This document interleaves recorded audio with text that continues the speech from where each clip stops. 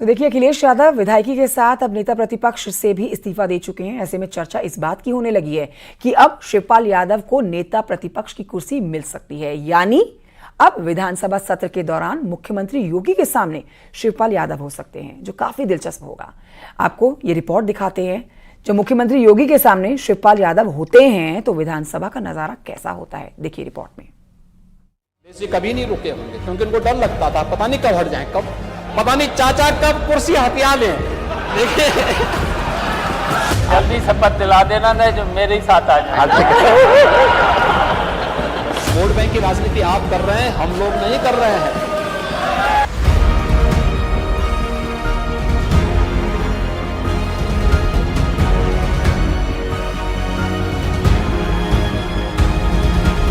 लोकसभा चुनाव में बेहतरीन प्रदर्शन के बाद अखिलेश यादव ने विधायकी छोड़ दी, नेता प्रतिपक्ष के पद से इस्तीफा दे दिया और दिल्ली की राजनीति में सक्रिय हो गए।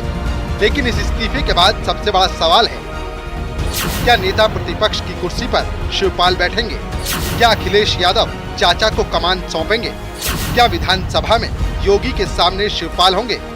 क्योंकि अखिलेश यादव के इस्तीफे से चर्चा इस बात की शुरू हो चुकी है, जब यूपी विधानसभा में मुख्यमंत्री योगी के सामने शिवपाल होंगे तो नजारा कैसा होगा? कैसे सदन में नेता प्रतिपक्ष मुख्यमंत्री योगी का सामना करेंगे? क्योंकि पिछले विधानसभा सत्र की तस्वीर की चर्चा फिलहाल तक हो रही है, जब सीएम योगी ने चाचा शिवपाल को लेकर चुटकी ली थी। केंद्र में जाएगा ही नहीं किसान, सीधा मंडी में चला जा, आ जाएंगे। आपने और माननीय मुख्यमंत्री जी, आपने देखिए, आपका हम सम्मान करते हैं। साथी को जल्दी शपथ दिला देना, नहीं जो मेरे ही साथ आ जाए। हाँ, ठीक है।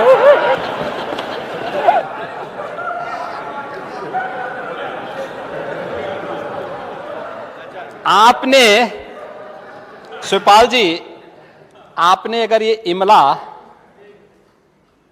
सत्ता में रहते हुए भतीजे को पढ़ाया होता ना, तो संभवतः कुछ अन्नदाता किसानों का हित हो गया होता।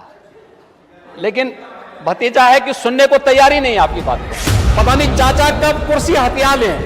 देखिए, यूपी विधानमंडल में बात किसानों के मुद्दे पर हो रही थी। सीएम योगी सरकार के काम गिना रहे थे, लेकिन जब शिवपाल यादव का नाम आया तो सदन का माहौल खिलखिला उठा।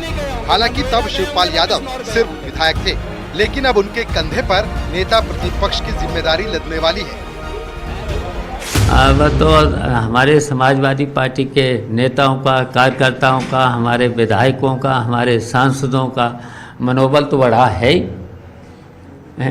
बढ़ा ही है। तो अब ठीक है, विधानसभा में ठीक ही होगा। दावा है कि अखिलेश यादव जब दिल्ली की राजनीति में पूरी तरह से एक्टिव हो जाएंगे तो यूपी की कमान वो चाचा शिवपाल यादव को सौंप देंगे, जिसमें सबसे बड़ा पद नेता प्रतिपक्ष का है। हालांकि अभी इस बात की पुष्टि नहीं हुई है, सिर्फ कयास और संभावनाओं का बाजार गर्म है।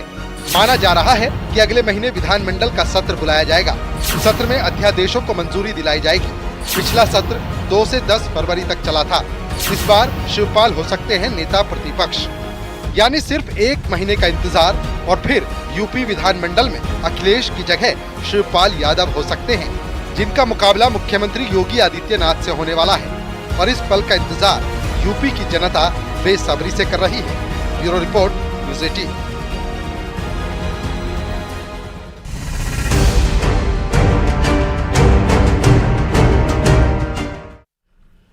तो देखिए, मुख्यमंत्री योगी आदित्यनाथ आज कानून व्यवस्था पर बैठक लेने जा रहे हैं। शाम 7 बजे बेहद महत्वपूर्ण ये बैठक होगी, जहां पुलिस और प्रशासन के आला अधिकारी शामिल होंगे। आगामी त्योहारों और कानून व्यवस्था को लेकर ये महत्वपूर्ण बैठक आज होने जा रही है। एडीजी जोन, मंडलायुक्त, पुलिस कमिश्नर, सभी आईजी और डीआईजी वर्चुअली इस बैठक से जुड़ेंगे।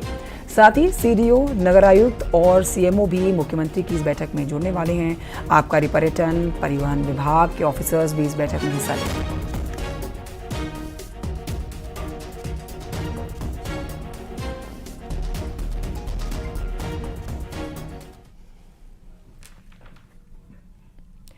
उधर कुवैत में हुए भीषण अग्निकांड में 49 लोगों की आग से झुलसकर मौत हो गई। हादसे में मरने वाले लोग, जिनमें सबसे ज्यादा भारतीय हैं 41, और इस घटना के बाद भारत सरकार की ओर से तत्काल कुवैत की सरकार से संपर्क किया गया।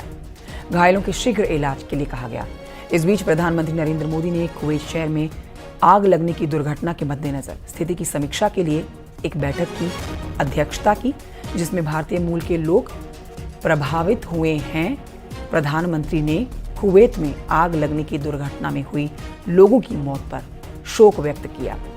प्रधानमंत्री मोदी ने शोक स्तब्ध परिवारों के प्रति अपनी संवेदनाएं व्यक्त की, घायलों के शीघ्र स्वस्थ होने की प्रार्थना की। वहीं पीएम मोदी ने प्रधानमंत्री राष्ट्रीय राहत कोष से प्रत्येक मृतक के परिजनों को 2-2 लाख रुपए की अनुग्रह राशि दिए जाने की बात कही है। घायलों को 50,000 रुपए की मदद दी जाएगी।